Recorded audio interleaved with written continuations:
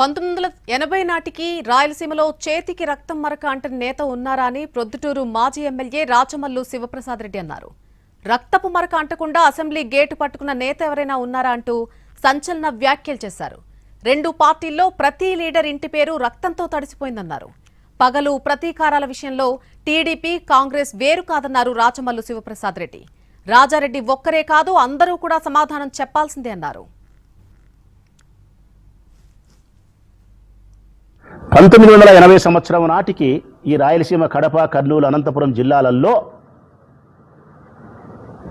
ఈ మూడు జిల్లాల్లో ముఖ్యంగా రాయలసీమలో ఆనాటికి 1980కి రాజారెడ్డి కాలం నాటికి నేను అడుగుతా ఉన్న ఎవరినైనా సరే, రక్తపు మరక చేతికి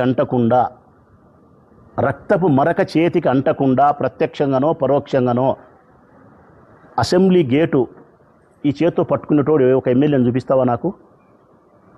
1980 సంవత్సరం నాటి రాజకీయాలలో ఆనాటి ఎమ్మెల్యేలు, నాయకులకు రక్తపు మరక ప్రత్యక్షంగానో పరోక్షంగానో అంటుకోకుండా వాళ్ళ అసెంబ్లీ గేటు తగిలినారేమో నాకు చెప్పమను. మీ తెలుగుదేశం పార్టీ నాయకుల గురించి మాట్లాడలే. ఆనాటి కాంగ్రెస్ పార్టీ వాళ్ళు మా వాళ్ళే, రాజశేఖర రెడ్డి అన్న మనుషులే. అటువైపు కానీ ఇటువైపు కానీ ఫ్యాక్షన్ లీడర్లు కాదా?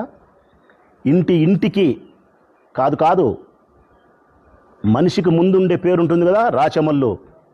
అట్లా ప్రతి లీడర్ యొక్క పేరుకు ముందుండే ప్రతి ఇంటి పేరుకు ఒక చరిత్ర ఉంది.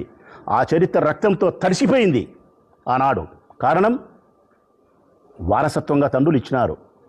వాళ్ళ నాయన చంపడమో, ఇంకొకరిని చంపడమో, విధులేని పరిస్థితుల్లో కొడుకు దాన్ని వారసత్వంగా తీసుకోవడమో, పగలతోనో ప్రతీకారాలతోనో, నమ్మిన మనుషుల కోసమో, ఆధిపత్యం కోసమో, రకరకాల కారణాలతో ఆనాడు ఈ మూడు జిల్లాలలో కూడా రక్తం పారింది.